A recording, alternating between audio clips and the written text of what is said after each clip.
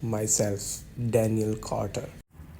Daniel wakes up earlier than usual, not because an alarm rang, not because someone called him. He just opens his eyes.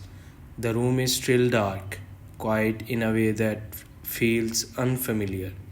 Daniel lies on his back, staring at the ceiling, watching shadows moving slowly as the night gives up to morning.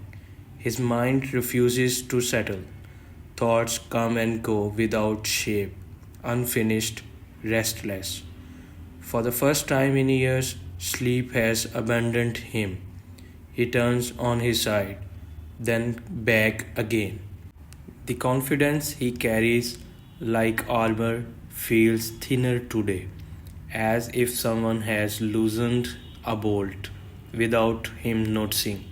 He exhales sharply. Get a grip.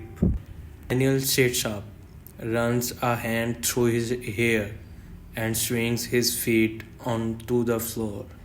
He tells himself it's nothing, just a bad night. Downstairs, the kitchen lights are already on. Margaret stands near the counter, flipping through papers with her reading glasses on.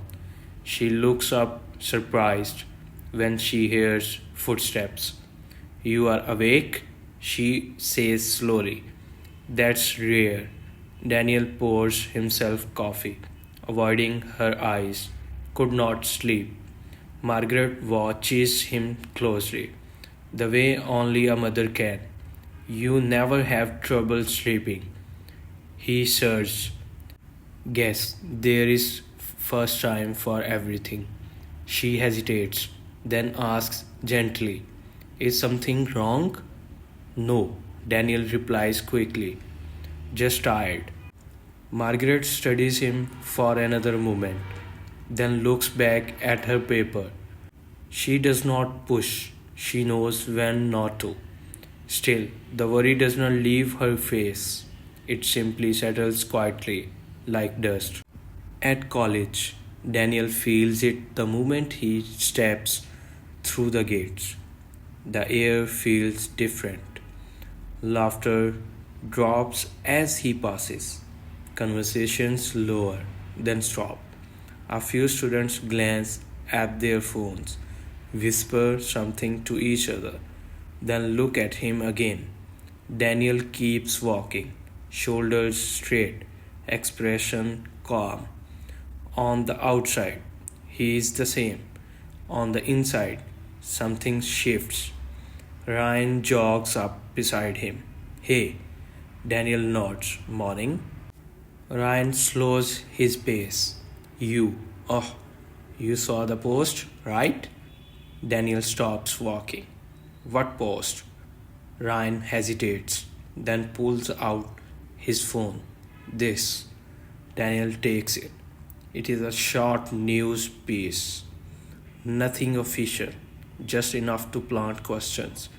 Mentions of his family business. Words like investigation, concerns, sources, says. The comments underneath are words.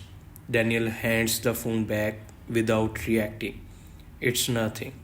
Ryan forces a laugh. Yeah, people talk. People always talk, Daniel says flatly. Ryan nods, but his smile does not reach his eyes. Right. In the class, Daniel sits near the back, staring at the board without seeing it. The professor's voice blends into background noise. Words pass him by, unregistered. When the lecture ends, students pack their bags. Daniel stands to leave. Daniel Carter, Professor Harris says, stay back. The room empties. The silence feels heavier than before. Daniel stands near the desk, arms crossed. You have missed deadlines, the professor says calmly. You arrive when you want. You leave when you want. Daniel smirks. And yet my grades are fine. For now, Harris replies. You have built a habit of ignoring responsibility. Sooner or later, habits answer back. Daniel's jaw tightens. With respect, sir, you worry too much. Professor Harris looks at him steadily. Confidence is good, blind confidence isn't. Daniel does not reply. He turns and walks out, irritation buzzing under his skin. But the words don't stay behind. They follow him down the hall. In the library, Daniel spots Emily at her usual table, a book open in front of her. She looks peaceful, untouched by the noise around her. He sits across from her. She looks up. You look distracted. Busy day, Daniel says. She studies his face for a moment, then closes her book. Busy or heavy? He frowns slightly. What's the difference? Busy fills time, she says quietly. Heavy fills the heart. The words land harder than he expects. Daniel looks away. You think too much. Emily smiles faintly. Someone has to. He stands up after a pause. See you around. Daniel, she calls softly. He turns. Careful, she says. Ignoring cracks does not stop things from breaking. He does not respond. He just walks away. That evening, Daniel enters the house and hears his mom's voice from the study. She is on the phone, tense, careful with her words. Yes, I understand, but that won't be enough. She stops when she sees him and ends the call. Everything okay? Daniel asks. Margaret hesitates. Some problems at work. Serious?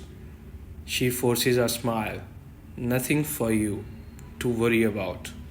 Daniel nods, but something tightens in his chest. He does not argue. For once, he does not feel like pushing. Later that night, Daniel stands on the balcony again. The city glows below him. Bright lights, loud streets, life moving exactly as it always has. He grips the railing, listening to the distant noise. Everything looks the same. He does not feel the same. For the first time, the ground under his feet does not feel solid.